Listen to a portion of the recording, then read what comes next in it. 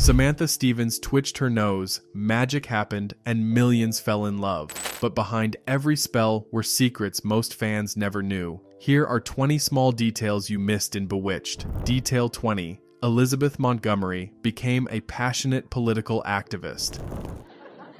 Boy, did you go too far? Your mother.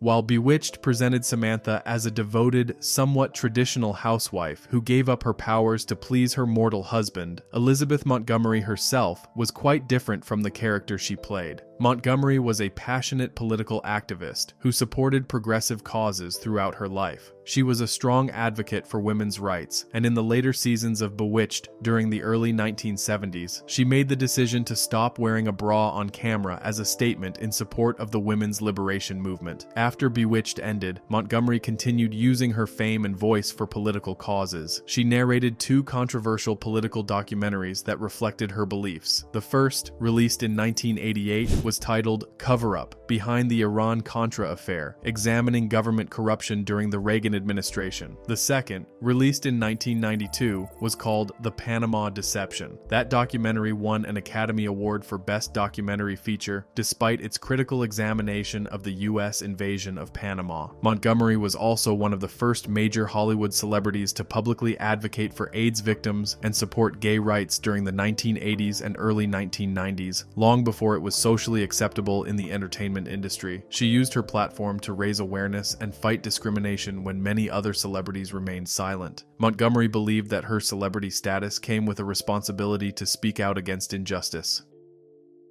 Detail 19. The show had a failed spin-off that ignored continuity. Oh, right. Calling Dr. Bombay. Emergency.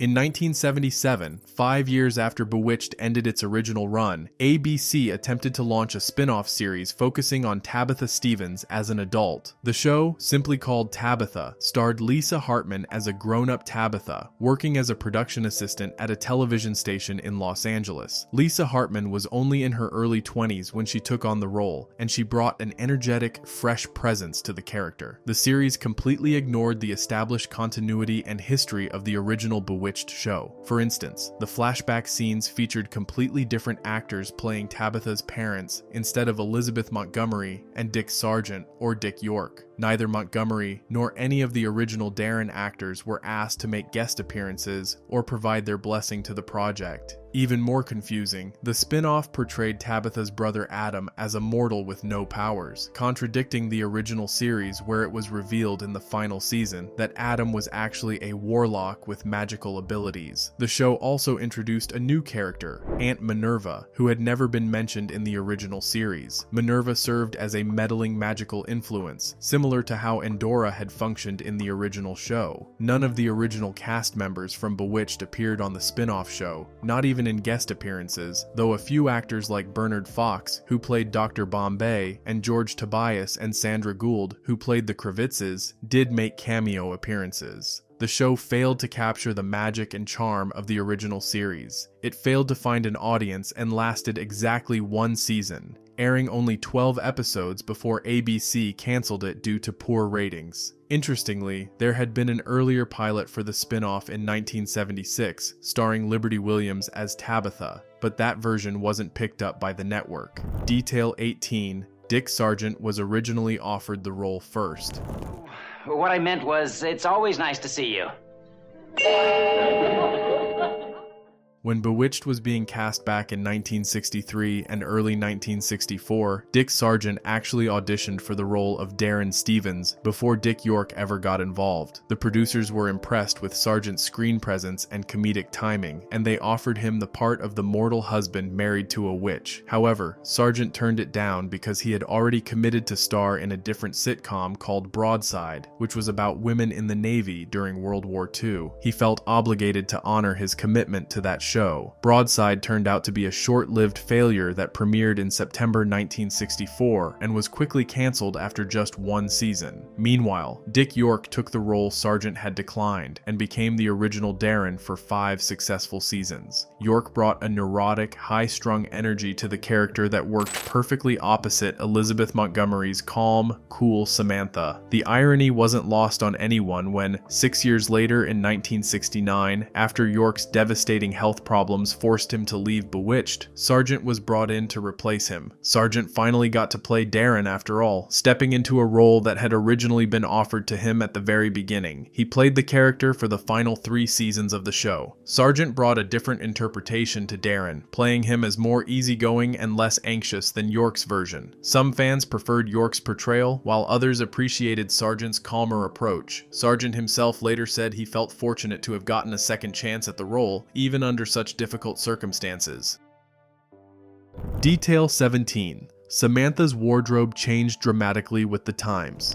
Well, it's reduced from $12.95 to $6.99. That's a saving of $5.96, and so what? Fashion historians have analyzed Bewitched episodes and noted how dramatically Samantha's personal style evolved throughout the show's 8-season run, reflecting the massive cultural changes happening in America during the 1960s and early 1970s. In the early 1960s episodes from seasons 1 and 2, Samantha wore very conservative outfits that reflected the fashion sensibilities of the previous decade. She favored skirt and sweater sets, shirtwaist dresses with full skirts and modest necklines. She wore pearl necklaces and kept her hairstyle in a perfectly coiffed page boy. These styles were actually more popular in the 1950s than the mid-1960s. She looked like the perfect suburban housewife, which was exactly the image the show wanted to convey in those early episodes. As the show progressed into the mid and late 1960s, Samantha's wardrobe became noticeably more contemporary and daring. She started wearing bolder patterns, geometric prints that were trendy in the mod era, shorter hemlines, and even miniskirts that would have been shocking in the early episodes. Her hairstyles also changed, becoming more modern and less structured. By the later seasons in the early 1970s, Samantha was regularly seen wearing jeans with button-down shirts for housework, which was quite casual for the time. She also wore pantsuits and more relaxed clothing. The wardrobe changes weren't just about fashion trends. They reflected the real cultural shifts happening in America as women's roles in society were changing. The conservative housewife look of the early seasons gave way to a more independent, modern woman's aesthetic. Elizabeth Montgomery herself was influential in choosing more contemporary clothing for Samantha, wanting the character to feel current and relatable to viewers. Detail 16. The show switched from black and white to color. I'm a witch. That's wonderful.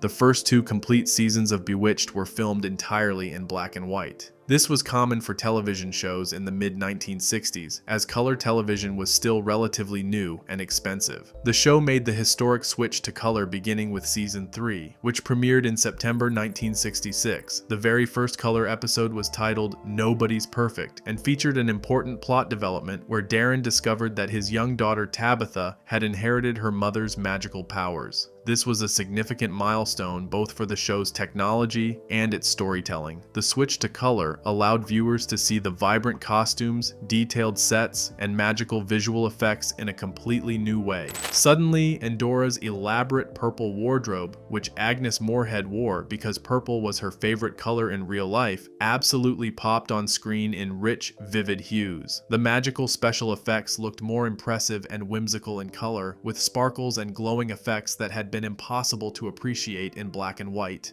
The set designers were able to use color more creatively, painting the Stevens home in warm, inviting tones that made it feel even more like a real family home. That first color episode was also significant because it was the first episode where the Murphy twins, Aaron and Diane, played Tabitha, taking over from the previous set of twins. The transition to color television was a major investment for the production, requiring new cameras, lighting equipment, and techniques. But it paid off by making Bewitched even more visually appealing and magical for audiences. The show's ratings remained strong, and the color episodes are the ones most people remember today when they think of Bewitched.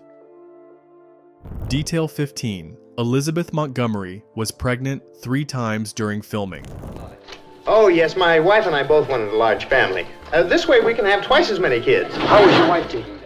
Elizabeth Montgomery was pregnant 3 times in real life while shooting Bewitched, and the production handled each pregnancy differently. The first pregnancy occurred during season 1. The show's producers decided to hide Montgomery's growing belly with carefully designed baggy clothing, strategic camera angles that filmed her from the chest up, and positioning furniture and other actors in front of her. The second pregnancy was written directly into the show's storyline as Samantha's pregnancy with daughter Tabitha. Montgomery continued working and filming episodes with her visible baby bump on camera. The third pregnancy was also incorporated into the show, this time as Samantha's pregnancy with son Adam. Montgomery was dedicated to the show and worked right up until she gave birth each time, shooting episodes even in her third trimester. Detail 14. The show was directly inspired by 2 classic movies.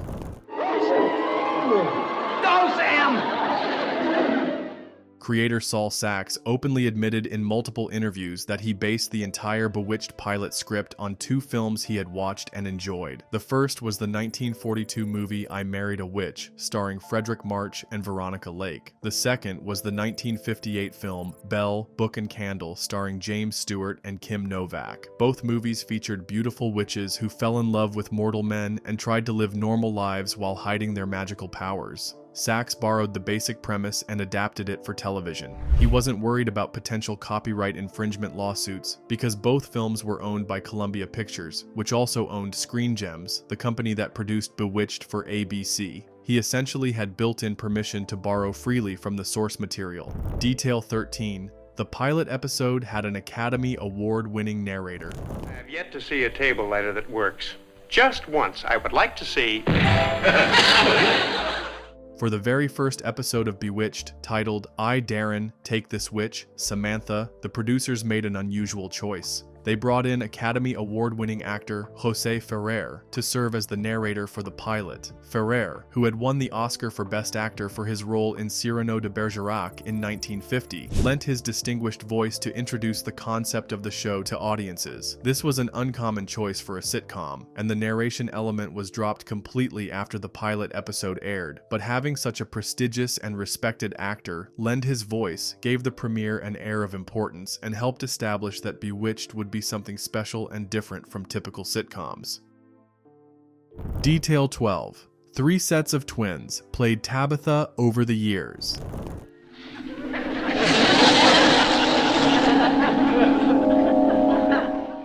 The Stevens daughter Tabitha was played by multiple sets of twins throughout the course of the show, with a few single babies appearing in early episodes as well. First came Heidi and Laura Gentry, who appeared in episode 54. Then Tamar and Julie Young played Tabitha from episodes 55 through 74. Finally, the most famous pair, Aaron and Diane Murphy, took over the role from episode 75 and continued playing Tabitha until the series ended. Using twins was a common practice in Hollywood because it allowed productions to work around strict child labor laws that limited how many hours young children could work on set each day. By alternating between twins, the production could film for longer periods. As the girls got older, Aaron Murphy became the primary Tabitha in most scenes and is the face most fans remember when they think of the character. Detail 11. The theme song has lyrics most people never heard. This is Elizabeth Montgomery, inviting you to stay tuned for Bewitched. That catchy, instantly recognizable instrumental theme song that opens every episode of Bewitched actually has a complete vocal version with lyrics that most fans have never heard. Singer Steve Lawrence recorded a swinging, jazzy version with a full set of words. The song had the same melody but slowed down the zippy instrumental tune that viewers were accustomed to hearing. The lyrics kept the magical spirit of the show intact. However, the vocal version was never used in the actual series. The producers decided the instrumental version worked better for the show's opening credits, so Lawrence's recording exists only as a standalone piece that rarely gets heard. Detail 10. Elizabeth Montgomery was married to the show's director and producer. Well, that ought to keep me anchored. Now you grab a cab and go home. See if Dr. Bombay's come up with that antidote. William Asher, the director and producer of Bewitched, was married to Elizabeth Montgomery when the show began in 1964. Asher had already established himself as a successful television director, having worked on hit sitcoms like I Love Lucy, The Danny Thomas Show, Gidget, and The Patty Duke Show. Montgomery and Asher had actually fallen in love while working together on the 1963 film Johnny Cool. After they married in 1963, they wanted to create a project they could work on together regularly. Bewitched became that project. However, as the show progressed through its 8 seasons, their marriage deteriorated. The mounting personal tensions began affecting the atmosphere on set. Montgomery and Asher divorced shortly after Bewitched ended its run in 1972. Despite their marital problems becoming increasingly difficult, they maintained enough professionalism to create 8 seasons of quality television that entertained millions. Detail 9. Agnes Moorehead was devastated when Dick York left. Pleasantries. Let's just say goodbye to the old lady of the sea. Darren.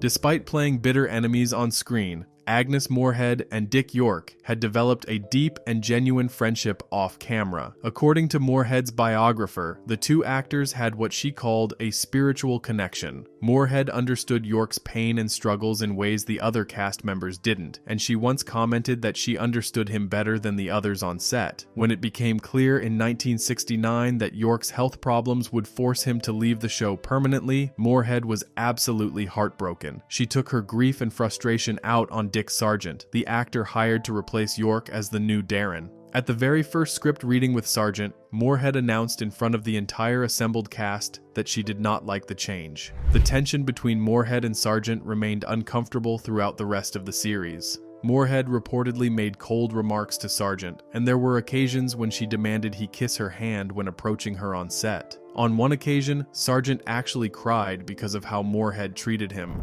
Detail 8. The special effects were all done manually by hand.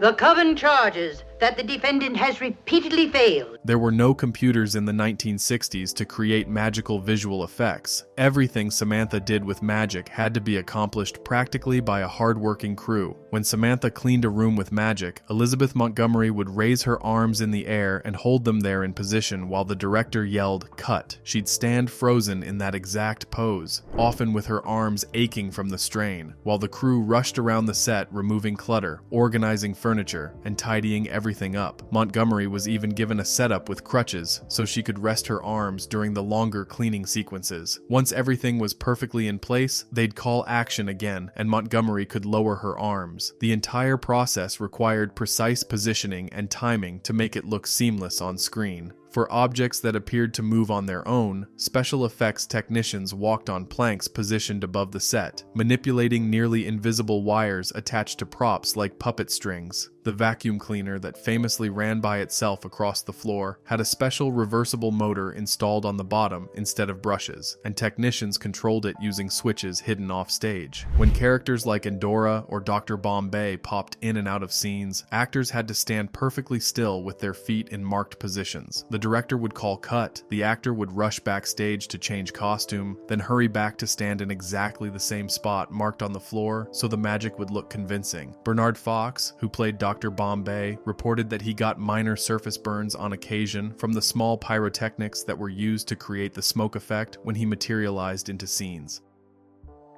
Detail 7. Some actors wore their own clothes to save money. About that. Now close your little eyes. Come on. Don't peek.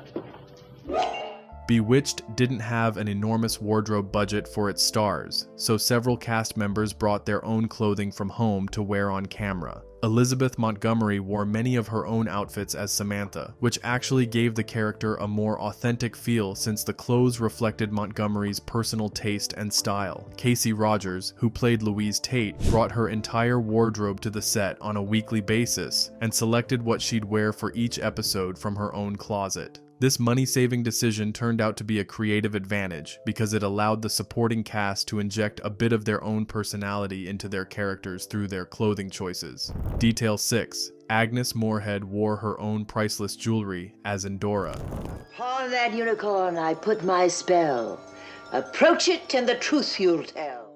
That stunning starburst brooch that Endora wore throughout the series wasn't a costume piece borrowed from the wardrobe department. It belonged to Agnes Moorehead personally and was set with 8.5 carats of old mine diamonds. Elizabeth Montgomery admired the brooch constantly while they filmed scenes together. The two actresses became very close during the show's run, developing a genuine friendship that extended beyond the cameras. When Moorehead passed away from uterine cancer in 1974, just 2 years after Bewitched ended, she willed the precious diamond brooch to Montgomery as a final gift to her television daughter. It was a touching gesture that showed how deep their bond had become over 8 seasons of working together. Detail 5. The house was originally from a beach movie. Sweetheart, guess what? Uncle Arthur's gonna put on a show for the kids. A magic show. The iconic house used for exterior shots of the Stevens home at 1164 Morning Glory Circle has an interesting Hollywood history. The original house was a real residence located at 267 18th Street in Santa Monica that was featured in the 1959 Columbia Pictures film Gidget. After filming Wrapped, Columbia took the blueprint of that beach house, reversed the design, and built a facade version on their Studio Ranch backlot. This facade was attached to an existing garage and became the permanent exterior for the Stevens home throughout Bewitched's entire run. Even the interior sets have cinematic roots. The patio and living room sets that appeared in the 1963 film Gidget Goes to Rome were soon adapted and reused for the permanent Bewitched interior sets in 1964. Detail 4. Dick York's back injury that destroyed his career. Is that the proper way to address one's son-in-law? Well, it is sort of a shock. The most shocking story behind Bewitched involves Dick York, the original Darren Stevens. In 1959, 5 years before Bewitched began, York was filming the movie They Came to Cordura with Gary Cooper and Rita Hayworth. During a scene where York and Cooper were propelling a railroad handcar down the tracks with several actors playing wounded soldiers, the director yelled "cut." Everyone let go of the handcar mechanism except York. When one of the actors playing a wounded soldier reached up and grabbed the handle to pull himself up, York was suddenly lifting the entire weight of a 180-pound man off the flatbed. The muscles along the right side of his back completely tore and snapped. His spine was wrenched and never healed properly. York didn't seek immediate medical attention and tried to work through the pain for years. By the time Bewitched started in 1964, he was already dealing with chronic, debilitating pain. The only treatment available was increasingly strong painkillers, and York became addicted to the medications. The show's crew built him a special slanted wall to lean against between scenes because standing for long periods became nearly impossible. York also had a board in his trailer where he could flatten out and try to find relief. By the 3rd and 4th seasons, his back had deteriorated so badly that many episodes were written with Darren in bed or on the couch because York couldn't stand or move around the set easily. On a day in February 1969, while filming an episode called Daddy Does His Thing, where he was being hoisted onto a platform 15 feet in the air to film a scene with Maurice Evans, York collapsed from the pain. The combination of hot lights, exhaustion, and medications caused him to pass out. While unconscious, he suffered an epileptic seizure and was rushed to the hospital in an ambulance. Producer William Asher promised York he wouldn't lose his job, but it became clear that York could no longer continue. York later said it was the worst day of his life, not just because of the physical agony, but because he felt devastated for everyone on the show who would be thrown into turmoil. He didn't want the cast and crew to lose their jobs because of him. Dick Sargent took over the role for the 6th, 7th, and 8th seasons, and York spent the next 18 months largely bedridden in a haze of prescription painkillers. He rarely worked again and spent much of his later life in chronic pain and financial difficulty.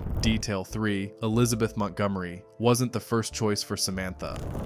I mean, how long are you going to have to stay like this? Tonight should do it.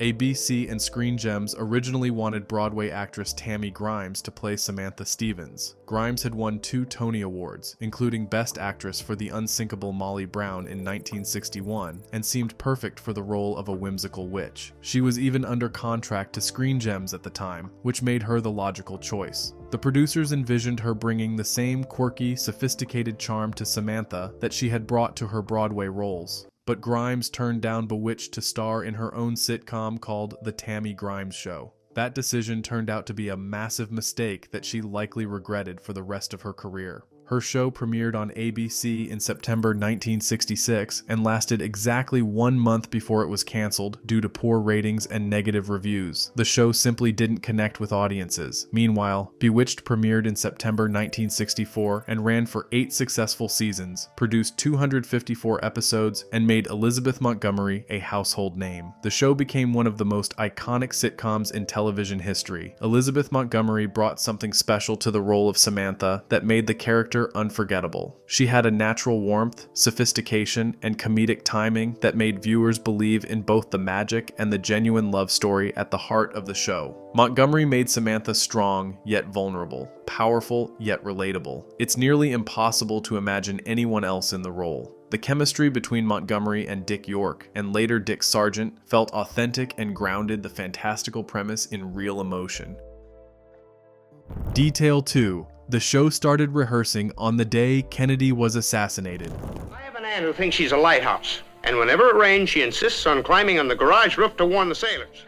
The very first rehearsal for the Bewitched pilot took place on November 22, 1963, the same day President John F. Kennedy was assassinated in Dallas, Texas. Creator Saul Sachs, executive producer Harry Ackerman, and director William Asher had gathered the cast and crew together to begin work on what would become one of television's most beloved sitcoms. The timing could not have been more somber or surreal. As news broke during the day that the president had been shot and then confirmed dead, the entire nation went into a state of shock and mourning. Director William Asher was deeply affected by the tragedy on a personal level because he actually knew Kennedy personally. Asher had produced the famous 1962 televised birthday party at Madison Square Garden, where Marilyn Monroe sang her iconic rendition of Happy Birthday, Mr. President. The connection made Kennedy's death feel even more personal and painful for Asher. The entire nation was in shock and mourning, with schools closing, businesses shutting down, and people gathering around television sets to watch the tragic news unfold. But the cast and crew had to push through their grief to continue working on the pilot. It's hard to imagine beginning such a lighthearted, magical show about a witch and her mortal husband on one of the darkest days in American history. The contrast between the whimsical script they were rehearsing and the national tragedy unfolding around them must have felt almost unbearable, yet they persevered. And that pilot eventually led to a show that would bring joy and laughter to millions of Americans during a tumultuous decade.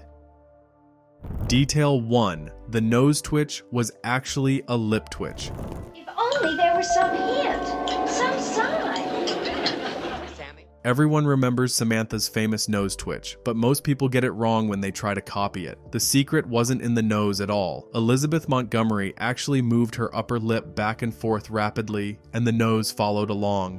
Director William Asher, who was married to Montgomery at the time, noticed she had a nervous habit where her upper lip would wiggle when she got frustrated or anxious. During rehearsals for the pilot episode in November 1963, Asher told her to do that thing she did with her face when she got nervous. Montgomery couldn't figure out what he meant at first, but then she got nervous trying to remember, and there it was. The twitch appeared naturally. The film was then sped up just slightly to make the movement more pronounced, and they added a xylophone sound effect to enhance the magical feel. That tinkling sound became just as iconic as the twitch itself. Bewitched gave us 8 seasons of magical entertainment, but the real magic was in the dedication, talent, and heart of everyone who worked on the show. From Dick York's painful sacrifice to Elizabeth Montgomery's activist spirit, from Agnes Moorehead's generosity to the countless special effects technicians who made magic happen one wire at a time, the show was built by people who cared deeply about their craft. The nose may have twitched and Endora may have schemed, but it was the hearts and hard work behind the scenes that truly made Bewitched special and timeless. If you enjoyed learning these details about Bewitched, please like and subscribe for more classic TV content.